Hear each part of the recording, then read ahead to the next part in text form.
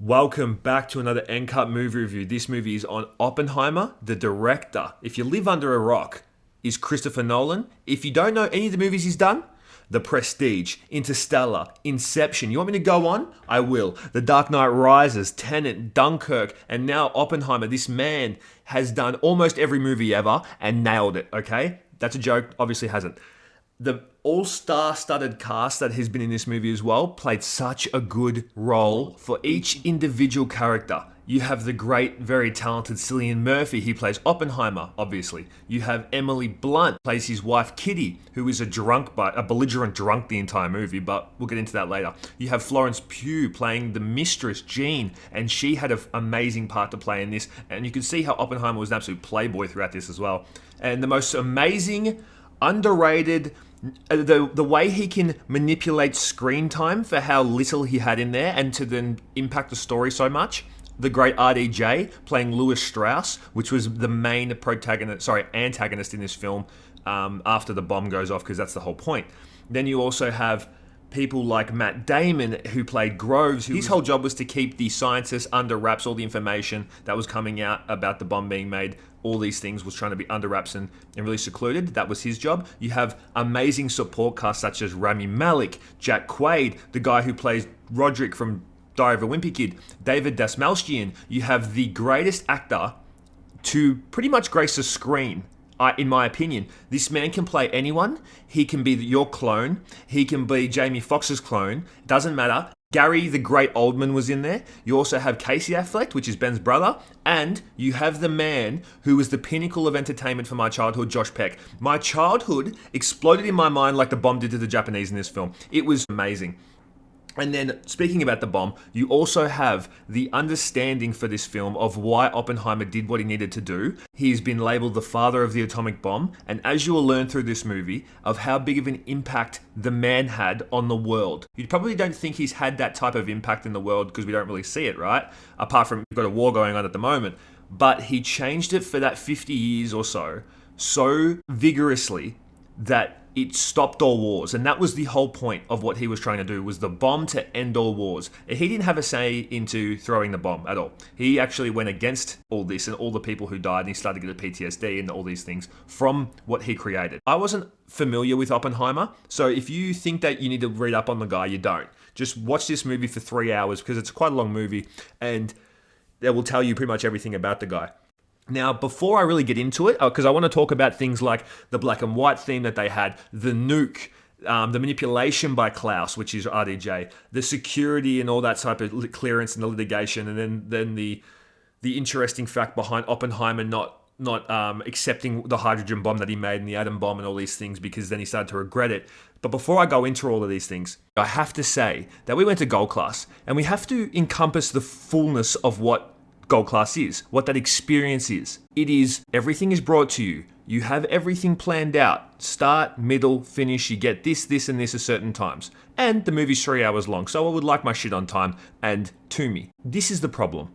We first get in there. It's been an hour, we haven't even got our drinks. I've ordered 2 drinks, a coffee, food. I've ordered all this shit. 2 hours in, we've got nothing.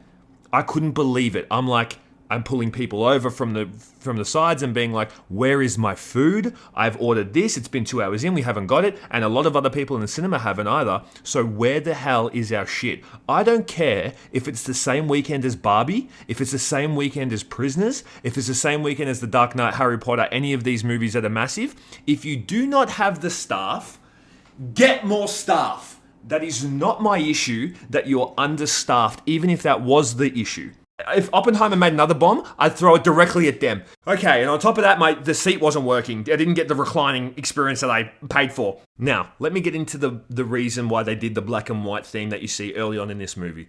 You start to see black and white because they're showing you the behind the scenes of what's happening to the story of Oppenheimer, but him not in screen and him not knowing. So it's kind of more like a aerial view shot behind the scenes of what's going on in his life and what the story is trying to objectively show you. So that's the whole point. It's setting it up. And then when you see the colored shots and stuff of the screen and of Oppenheimer, you start to understand that this is from his perspective and what he's living. So that's the two correlations I found out with the black and white theme, which that's what I took it as. I might be wrong, but that's how I took it when I was watching this movie.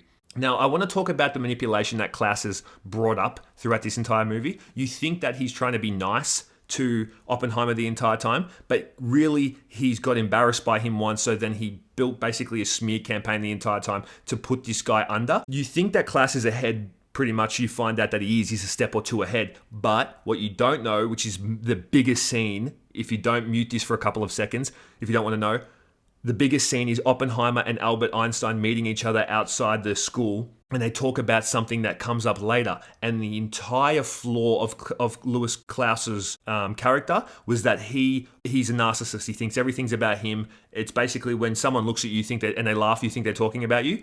That's not necessarily the case.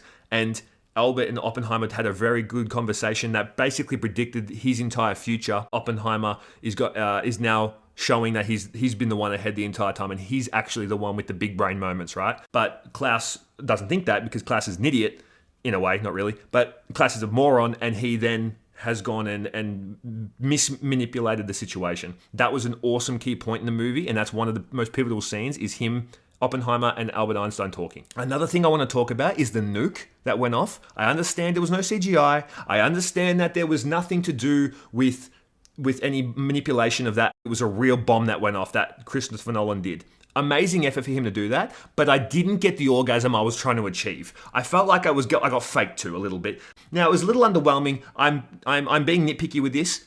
I wanted CGI in there. Put something that will blow my socks off and I'll be shot back into when I was a baby, okay? That's what I wanted to feel, that type of level of aggression from that bomb. Didn't feel it. Little underwhelming. Everything prior to that, leading up to the bomb, was amazing. You have the intensity, you have the great character development, you have the scene development, you have Oppenheimer's development and his manipulation starting to get more and more, which is so good to watch. Then you get to the bomb, underwhelmed, that's okay, whatever. I'm thinking now, where are they going to go from here? Because the whole movie was about the bomb. It's not. The movie is mainly directed towards what the history was, moved into more of like a court scene almost, and it was like pressure on what Oppenheimer's life was building this bomb, and if he actually had any sway in the decision of his creation of the hydrogen bomb. But you see that everyone who has come forth and stuff like this has backed him. He's definitely American. He's not an informant. He's none of this, none of that. And his wife, who's been a belligerent drunk the entire time, has somehow never had a sip of alcohol in her life and has just spit out Mike Ross game to the opposing defendants and said, he's done this and this. Well, I can't believe you've done this. You're trying to blackmail him. This is unfair fight. Dude, just riddled shit out of her mouth, and somehow was the greatest lawyer of all time, even better than the best lawyer that they had. She nailed it. And she was very upset that Oppenheimer never fought, but there was a reason for that. And it was a reason why Albert told him and had the foresight to see what they were going to do to him. Amazing, amazing cinema.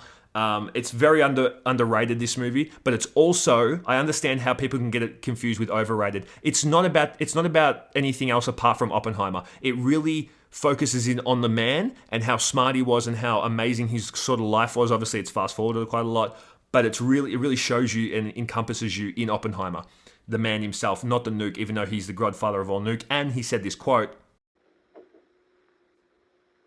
"Few people laughed, few people cried, most people were silent. I remembered the line from the Hindu scripture, the Bhagavad Gita. Vishnu is trying to persuade the prince that he should do his duty, and to impress him takes on his multi-armed form and says, 'Now I am become death, the destroyer of worlds.' I suppose we all thought that one way or another. And that really set him up to be the man or the historical figure that he is. And he changed the world. Believe it or not, he has changed the world. And the whole point was to end all wars. Some funny things I found about the litigation as well was that the whole argument was on his security clearance. And if his security clearance was going to be reinstated or not, and it wasn't. It was taken away. And I found out recently that his security clearance was actually given back to him in 2022. That's 50 years after his death. That was such an odd thing for them to do. And I don't even understand why they do these things, but that was just an easy 93% for me, I reckon. Yeah, so still Geordie isn't here, just me. Who cares about that guy anyways? Just we want to hear me anyway. Screw that guy. Yeah, so if you guys enjoyed this, let me know. It's a little bit of a change of pace of the normal movie reviews. I'm trying to change this pace up a little bit and see if you guys like it. Let me know. Drop a comment. Like this, obviously. Join our cult. It's not a bad cult. Don't think cult bad. It's really good. All we ask is for a like, a sub, and a comment. Make sure you sub. It's good for the algorithm. This is more of like a podcast format. This isn't like facts straight away. I don't want to do all that. I just want to have conversation. What I think I liked about the movie, what I didn't, and hopefully you guys liked it. Yeah, we'll see. Anyways, thank you. Peace. We out and cut.